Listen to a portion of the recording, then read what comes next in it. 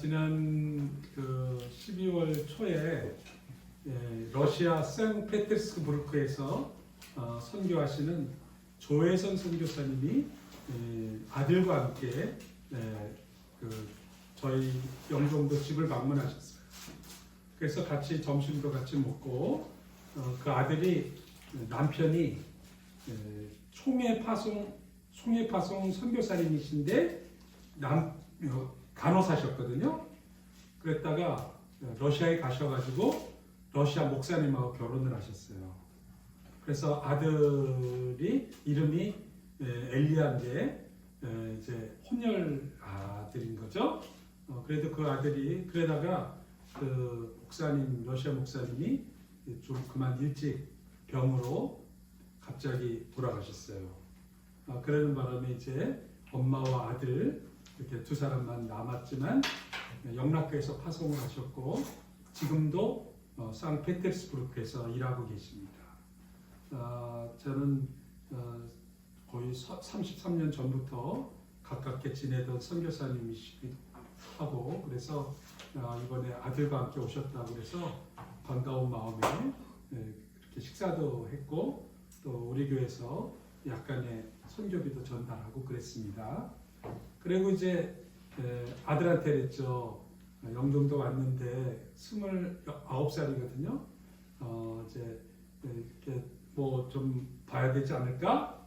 그랬더니 인스파이어 있다며요. 그러는 거예요. 듣고 온 거예요. 그래서 그럼 거기 가보자.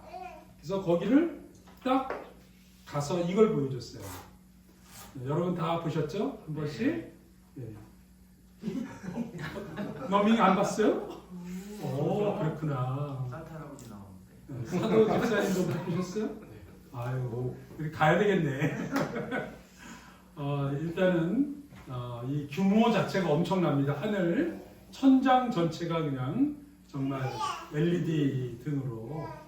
사실은 제가 동영상을 이렇게 촬영을 했는데 또 이게 코덱이 없다고 이렇게 파워포인트에서 안 되는 거예요. 그래서 내가 그냥 동영상은 안 보여드리는데 이 썰매가 하늘을 이렇게 날아가는 우리 보통 이제 산타 할아버지가 하늘 그 썰매를 타고 간다 그렇게 하는 이 동영상 일단 그 엘리야 형제가 그걸 딱 보는 순간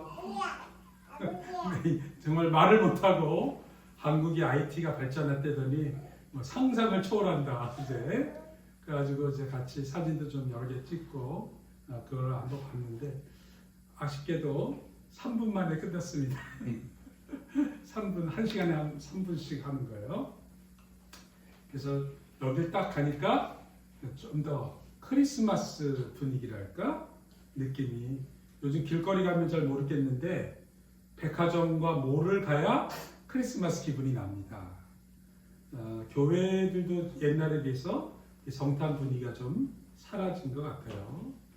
그래서 제가 오늘 일부러 크리스마스 캐롤을 일부러 같이 듣고 부르기도 합니다. 근데 어제 말씀을 준비하는데 곧바로 YTN에서 이런 기사가 떴어요. 산타가 지금 어디쯤 가고 있나?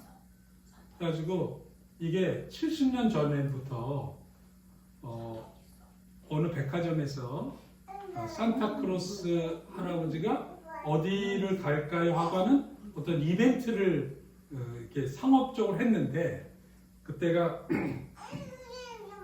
1955년 한국 전쟁이 끝나고 제2차 대전도 끝난 지 얼마 안 돼가지고 굉장히 할 봄무렵 세계적으로 좀 우울할 시기에 어느 백화점에서 이벤트를 한 거래요.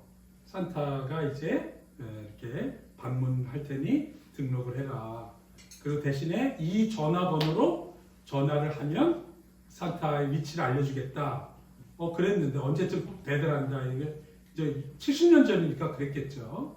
그래서 했는데 그 올린 전화번호를 백화점 전화를 올려야 되는데 인쇄하고 전달을 나눠주던 사람이 실수로 어디다 했냐면 미 대륙 방공사령부 군부대로다가 전화번호를 올린 거예요.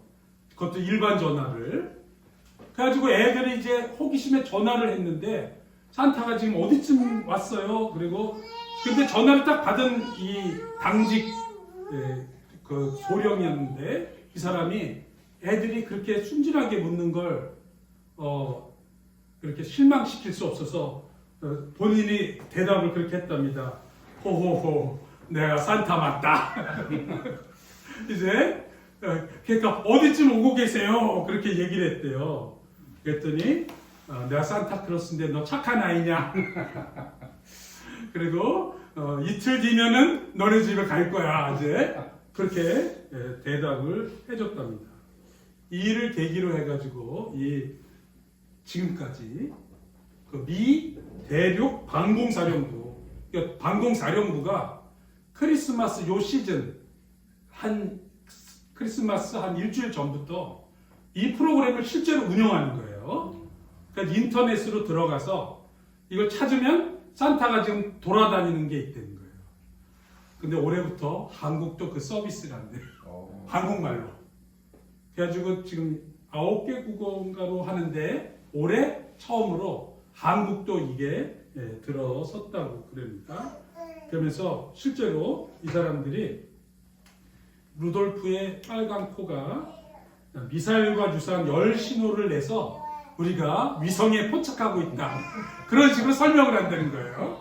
그 GPS로 그래가지고 한국도 뭐 2분 30초를 머물고 이제 이렇게 돌아다니는 거니까 아이들에게 우울한데 힘들게 하는 이런 거를 하는 그런 사이트를 일부러 운영을 하고 있다는 것입니다. 우리 캐롤은 성탄절에 그래서 오늘 우리가 일부러 아까 징글벨도 들어보고 We Wish You a Merry Christmas 뭐 루돌프 사슴코 이 노래 부르잖아요. 그래서 제가 일부러 찾아봤습니다. 루돌프 사슴코를. 그랬더니 루돌프 사슴코가 원래 레드 노우즈 레인디어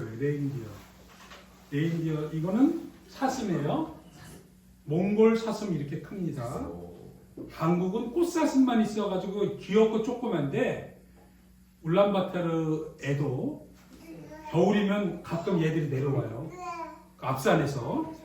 저희가 처음 갔을 92년, 95년, 한 2000년까지는 그냥 겨울이면 사슴들이 울란바토 시내 왕창 내려왔어요. 그 어린이 후딩 파크 어린이 그 공원에 막 몇십 마리가 내려와가지고 뭐 심지어는 쓰레기통도 뒤지고 막 그랬어요.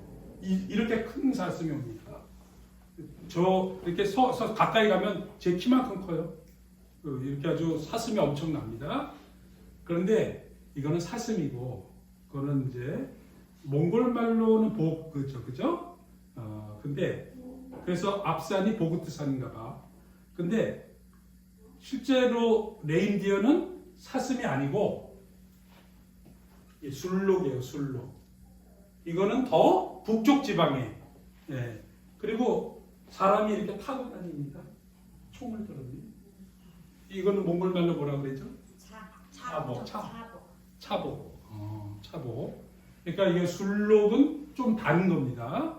그러니까 술록도 어마어마하게 때가 있어요. 그래서 그 홉스글이라고 몽골의 가장 경치가 좋은 서울시 4배나 되는 그곳에 가면 이 차튼족이라고 해서 술록을 기르면서 함께 사는 유목민 중에서도 또 산속에 술록과 함께 유목하는 사람들이 있어요. 이 사람들 정말 대단한 사람들이죠. 술록 고기가 주식인 거예요, 이 사람들. 양도 기르고 술록도 기르는데, 그래서 아이들이 이렇게 술록을 타고 다니는 그런. 그러니까 이제 루돌프 사슴코의 그 썰매 사슴 이야기가 사실은 북쪽에 추운 지방에 사는 사람은 낯선 얘기가 아닌 거예요. 우리 한국에서는 사슴도 귀하고 술록은 본 적도 없기 때문에 이렇게 낯설지만 그 술록이 원래라는 걸 여러분 상식적으로 우리 기례교회 교우님이라면 루돌프는 사슴이 아니라 술록이었다. 이 정도는 이제 아시면 좋겠어요. 제가 이제 왜 그 얘기를 하냐면 원래 이제 그 산타클로스 이야기가 이제 그냥 아주 애들한테 동화처럼 대중화돼 있잖아요. 근데 이거는 이제 원래가 원래 이제 성 니콜라스라고 하는 성인이 가난한 연인들을 가난한 사람들 도와주고 이렇게 구제를 많이 했다. 이제 그런 이야기서부터 이어지다가 1823년에 클라크 모어라는 사람이 산타크로스의 방문이라고 하는 글을 써가지고 이 이야기 속에 8마리의 술록이 이끄는 썰매가 있고 그리고 하늘을 날아서 어린이들에게 선물을 나눠준다는 글을 썼는데 아주 유럽에서 굉장히 이제 유명해진 동화가 됐습니다. 안데르센 동화처럼. 그래서 이제 이 산타 이 크리스마스 시즌에 아주 재미있고 즐거운 이야기였어요. 그래가지고 8마리의 술록마다 이름이 다 있습니다. 코메트라고 하는 이름도 있고 뭐 리첼이라는 이름도 있고 해서 8마리가 다 이렇게 건장하고 예쁘고 이렇게 각각 다양한 그런 이야기들이 이렇게 기질을 가진 좋은 썰매를 끌려면 힘도 좋아야 되고 건강해야 되고 또 실제로 북쪽에 가면 개들이 썰매를 끌고 그러잖아요. 몽골에서는 말도 썰매를 끕니다. 왜냐하면 눈이 다 덮여 있기 때문에. 그래서 이제 그렇게 다양하게 하는데 특별히 1939년에 미국이 대공황이었잖아요. 지금도 겨울이 오면 좀 힘들고 쓸쓸한데 그 대공황 시기에 사실 얼마나 추웠겠어요. 먹을 것 없고 성탄절은 왔는데 다들 우울한 거야. 아버지는 실직하고 먹을 빵도 귀하고 그때 로버트 메이라는 사람이 8마리 술록에다가 술록을 한 마리 더 끼웠는데 걔가 루돌프인 거예요. 근데 얘가 그만 코가 너무 크고 빨갛고 빛이 반짝반짝 나가지고 뭐 이런 술록이 있냐 그래가지고 왕따를 당한 거예요. 아까 애들이 싫어했다고 그랬잖아요. 그 루돌프 사슴 노래에 보면 근데 왕따를 당했는데 그만 안개가 왕창 꼈어요. 그래가지고 정작 산타가 출발하려고 선물 들고 출발하고 가는데 어디 갈 데가 없는 거야. 그때 이 산타가 루돌프를 불러가지고 네가 빛을 발하니까 반딧불처럼 빛을 내니까 네가 앞장을 서라. 그래 덕분에 이제 갈 수 있었다. 그래서 오히려 우리의 약점 여기 보면 세상에 미련한 걸 택하셔서 지혜 있는 사람을 부끄럽게 하고 강한 사람을 한다는 이 말처럼 이제 우리 그 백조의 이야기도 그죠? 미운 오리 새끼 이야기도 사실은 컴플렉스가 있고 또 뭔가 연약한 사람인데 나중에 그것이 알고 보니 하나님이 준비한 그런 것이다. 그런 내용이 있지 않습니까? 근데 이 그 동화책이 왕창 인기를 끌었다가 10년 뒤에 이 메이의 사촌 형인가 그래요. 그 사람이 아예 그냥 이 노래 루돌프 더 레인 노스 레인디어라고 하는 우리가 아까 부른 그 노래 있죠? 그 노래를 취업했다가 완전히 세계적으로 히트를 친 거예요.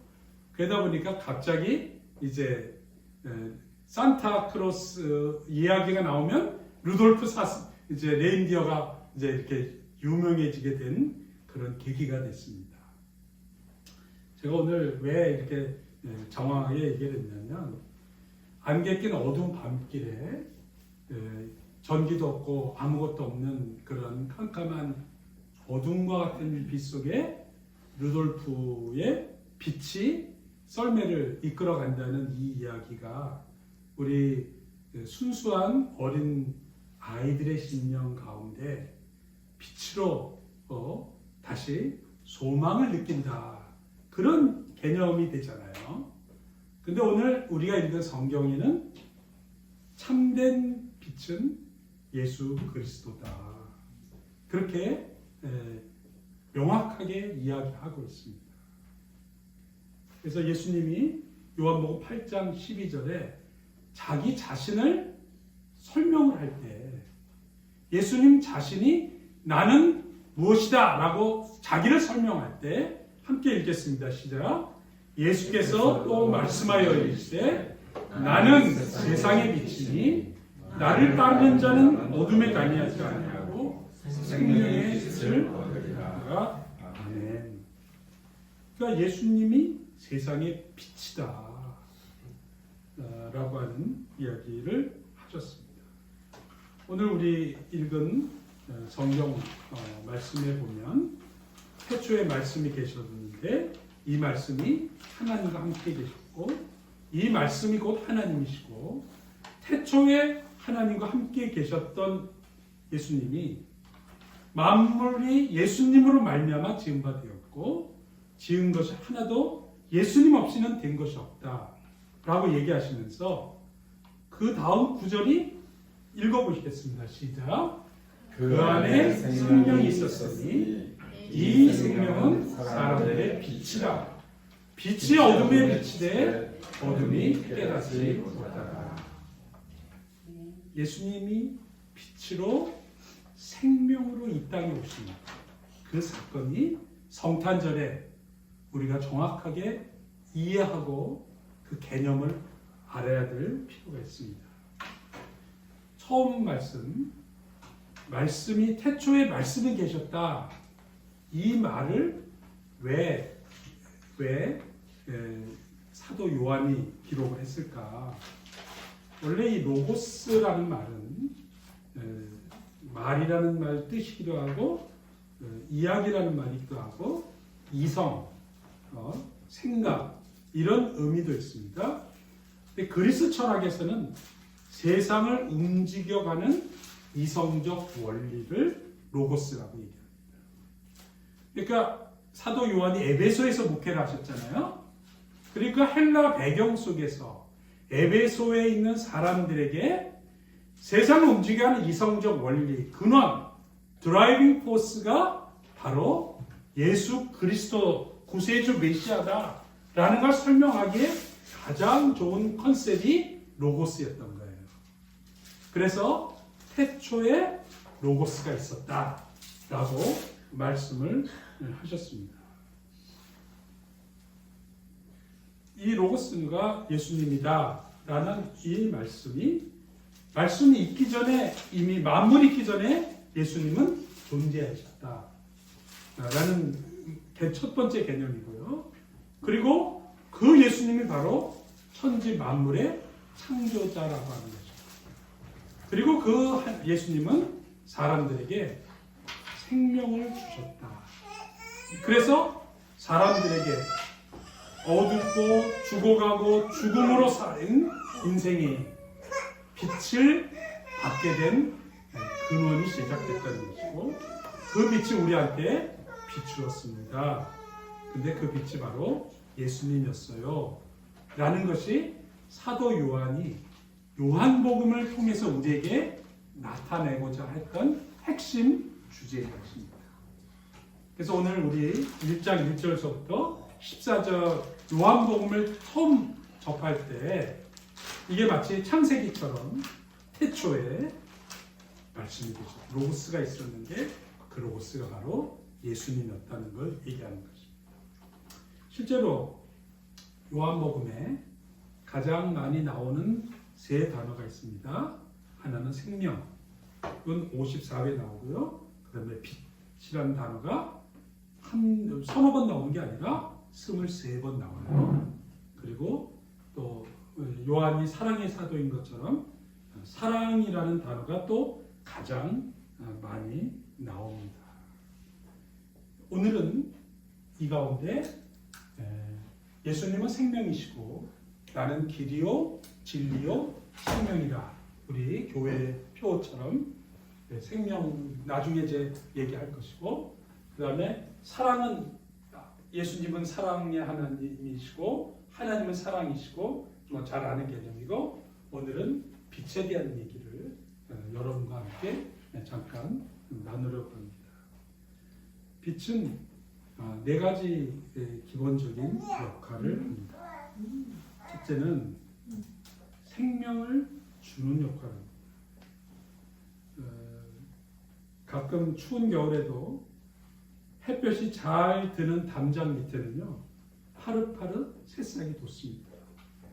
그래서 가끔 날이 조금 겨울이 왔다가 조금 푸근해지면 갑자기 싹이 나는 거예요. 그래서 사람들이 철 모르는 것이다. 철 모른다. 철이 없다. 그런 말 그런 뜻이에요. 지금 네가 나올 때가 아닌데 얘가 날이 따뜻한데 특별히 햇볕을 강하게 받으면 싹이 트는 거예요. 겨울인데도. 그러기도 합니다. 그늘지고 습한 곳에는 벌레가 끼고 곰팡이가 피죠. 그죠? 캘리포니아 오렌지나 사과가 유명한 건 당도가 높고 맛이 좋아서도 있지만 거의 그곳이 비가 거의 없고 햇볕이 강한 것이라서 사과에 벌레가 잘 안 끼는 거예요. 그래서 비가 적어서 소독할 필요도 많지 않고 농약을 별로 안 쳐도 웬만하면 한국같이 우리나라는 좀 습하고 여름엔 막 덥고 좀 습하잖아요. 그러니까 벌레가 많이 껴서 사실 우리는 농약을 쳐야 사과가 재배가 되는데 캘리포니아 쪽은 좀 모양은 뭐 뭉실뭉실 우리나라 같이 예쁘진 않아도 농약을 웬만큼 안 쳐도 대충 잘 자라기 때문에 그냥 날로 껍질째. 사실은 사과 깎아 먹는 민족은 우리나라밖에 없대요. 한국 사람은 사과를 깎아 먹지. 웬만한 나라는 다 사과는 그냥 씻어가지고 그냥 입으로 베어 먹거든요. 그런 것도 있습니다. 그러니까 햇볕은 오히려 생명을 살리는 그런 역할을 합니다. 그래서 빛이 비치는 곳엔 생명이 자라고 빛이 없으면 어둡고 어둠은 죽음을 의미한다. 죄와 타락과 부끄러움을 의미하는 곳에 빛이 생명을 주시는 역할을 합니다. 두 번째로 빛이 하는 역할은 생명을 자라나게 합니다. 생명이 있으면 반드시 성장하게 되어 있습니다. 우리 몸 안에 있는 세포도요, 눈에 보이지 않는 것 같아도 죽었다 다시 태어나고 죽었다 다시 태어나는 것. 여러분 아마 염색하시는 분이 제일 잘 아실 것 같은데, 머리 염색하면요 한 달만 되면 1cm씩 자라요. 우리는 그냥 잘 모르니까 대충 더부룩하면, 남자들은 되게 더부룩하면 이발할 때가 됐나? 나 이발해야 돼? 말아야 돼? 자꾸 묻잖아요. 근데 염색하는 사람은 시간이 되면 호옇게 밀고 올라오잖아요. 그냥 칼같이 생명이 있는 사람은 내가 지금 아직도 굉장히 건강한가 보다 생각하시면 됩니다. 빛은 살아있는 걸 더 자라게 하고 열매를 맺게 합니다. 죽은 것에 햇빛이 비치면요, 죽은 것에 햇볕이 비치면 더 마르게 돼요. 말라 비틀어지죠. 그죠? 그런데 살아있는 곳에 햇볕을 받으면 더 열매를 맺고 풍성하게 됩니다. 그래서 풀이, 살아있는 풀의 햇볕을 통해서 광합성을 하고 더 자라나게 되는 거죠. 사실 우리 믿음이라는 것은 예수의 말씀을 우리 영혼 깊은 곳에 받아들이는 겁니다. 빛 대신 예수님의 말씀이 내 영혼에게 조명을 해주면, 이건 켈빈이 한 말이에요. 깔뱅이 한 말인데, 성령의 조명이 내 안에 있으면 말씀이 깨닫게 되고 하나님의 자녀로 성장하게 된다는 거예요. 그래서 이 성령의 조명, 생명의 빛이 우리를 풍성하게, 성숙하게 자라나게 만든다. 특별히 예수님의 인품을 닮아서 이 세상을 밝히는 빛으로 우리가 자라난다는 것입니다. 그래서 우리의 마음, 심령, 우리의 영이 생명의 말씀을 통해서 빛과 같이 깨달아지고 성숙해질 때마다 쑥쑥 새로워지는 것입니다. 그래서 여러분 특별히 내가 5년, 10년 또는 우리 기류의 교회를 나온 지 1년, 2년 시간이 될수록 내 믿음 또는 내 영혼이 성장하고 있는가, 성숙해가고 있는가 깊이 생각하시길 바랍니다. 보면은 빠르게 성장하는 사람들이 있고 또 정체하는 사람들도 있습니다. 세 번째로 빛은 먼 곳을 보게 해줍니다. 그리고 먼 곳을 볼 뿐만 아니라 분별하게 됩니다.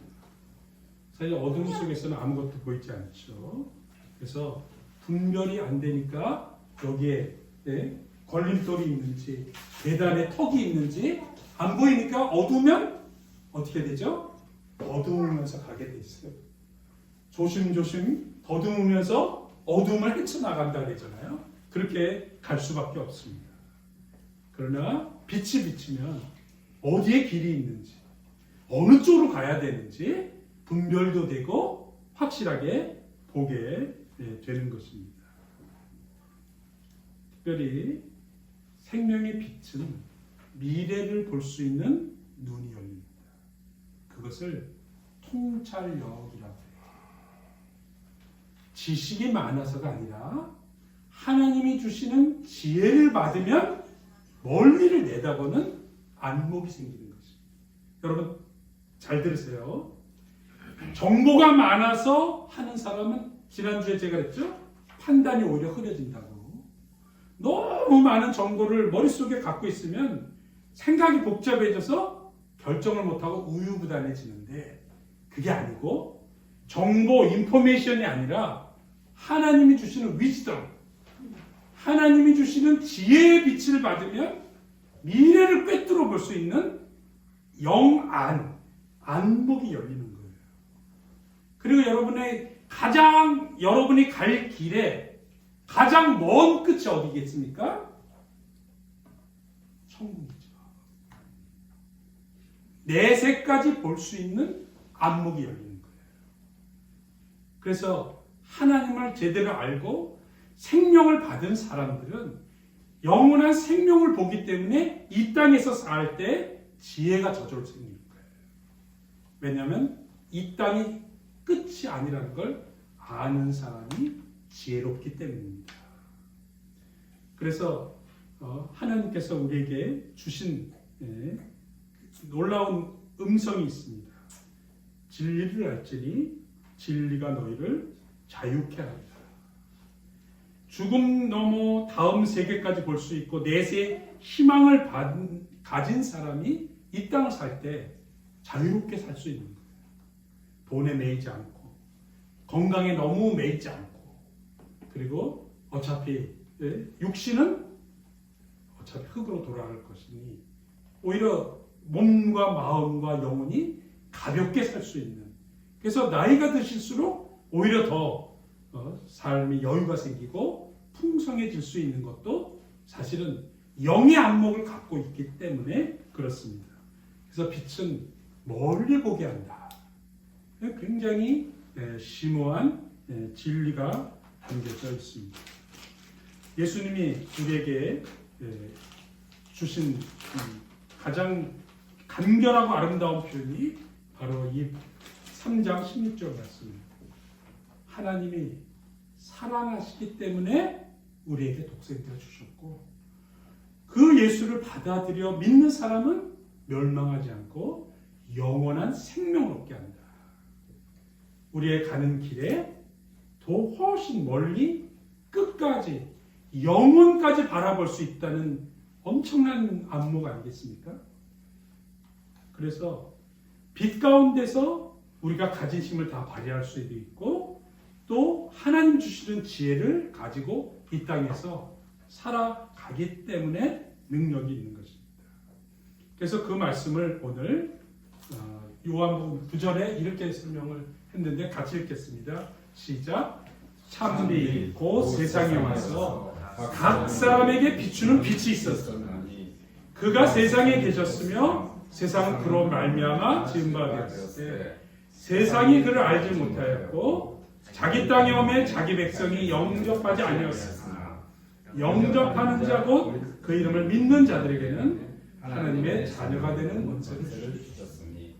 여러분 잘 들으세요. 빛으로 동시에 비친 거예요. 예수님이 이 땅에 오셔서 모든 사람에게 빛을 비췄어요.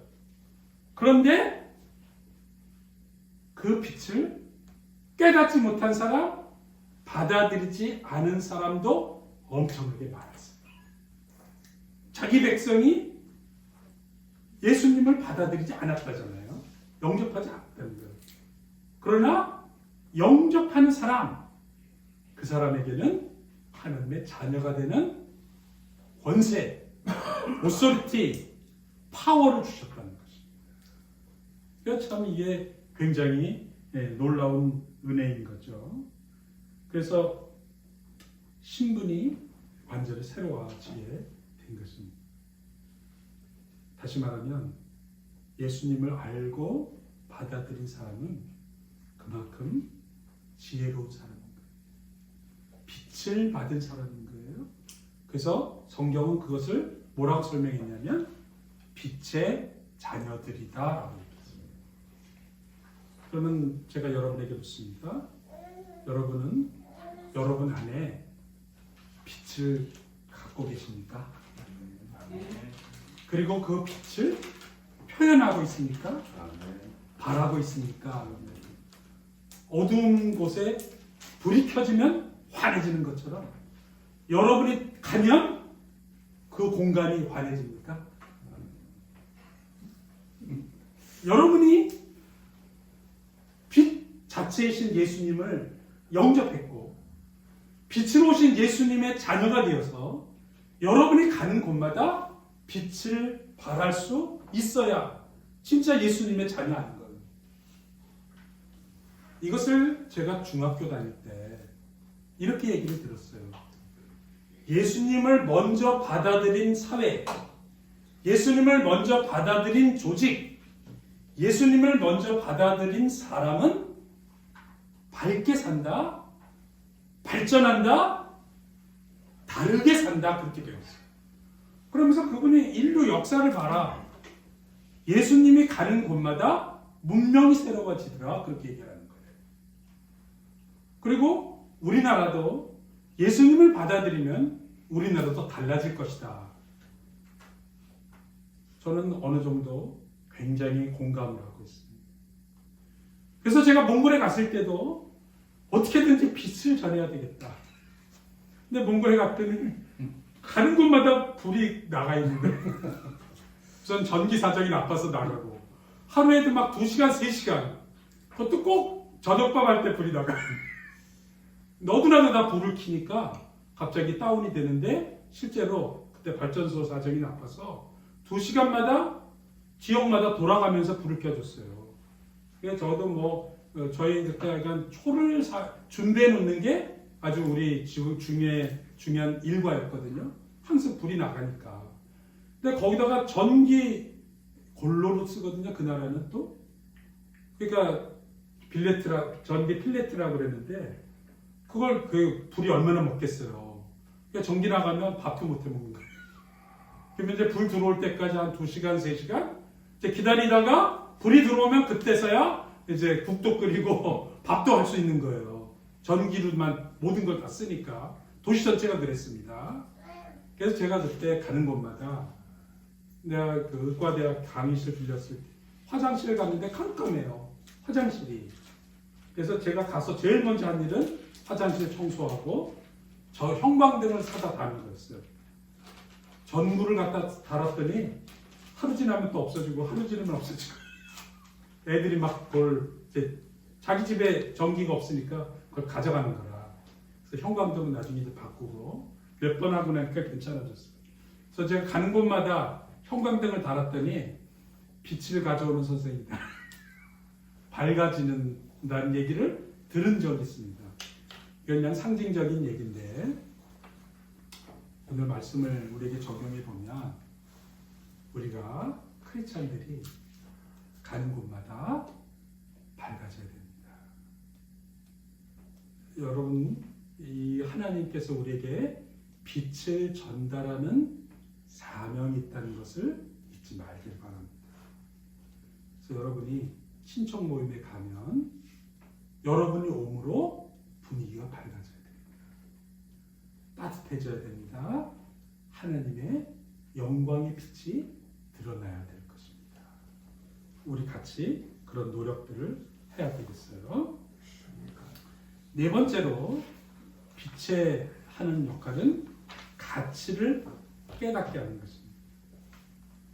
아마 만약에 지금 이 방에 깜깜하다면 여러분이 무슨 옷을 입었는지, 무슨 안경을 꼈는지, 여러분이 몇만 원 들여서 드라이 파마한 아무도 몰라요. 빛이 있어야만 저 사람 명품 브랜드 옷을 입었네 더 확인할 수가 있습니다. 멋진 사람도 빛이 있을 때 그 멋이 더 드러나게 되는 것입니다. 그래서 빛은 그 자체가 지닌 가치를 깨닫고 드러나게 해줍니다. 만약에 빛을 잃으면 가치를 모릅니다. 제가 왜 이 얘기를 하냐면 요즘 큐티 본문을 만드느라고 예쁜 사진, 특별히 몽골의 아름다운 자연 사진을 제가 여러 방면을 통해서 찾고 있어요. 그래서 제가 좋아하는 몇몇 몽골의 사진 작가들이 홈페이지에다가 자기 사진을 많이 올려놨더라고요. 그래서 제가 가급적이면 그 밑에 사진 작가 에르덴바이르, 쌍득도르치 이렇게 일부러 그 사람을 생각해서 쓰는 거예요. 근데 제가 깜짝 놀란 거는 몽골의 자연이 정말 상상을 초월하는 만큼 아름다워요. 막 진짜 그랜드 캐년 같고 정말 히말라야 산 같고 알타이 산맥 같은데 호수도 들판도 너무 아름다워요. 근데 문제는 뭐냐? 아무리 아름다운 멋진 산도 캄캄한 밤에는 그렇게 멋진 산이 있는 줄조차도 몰라요. 여러분 생각하세요. 빛이 어둠이 있다고 해서 그 아름다운 산이 없는 게 아니에요.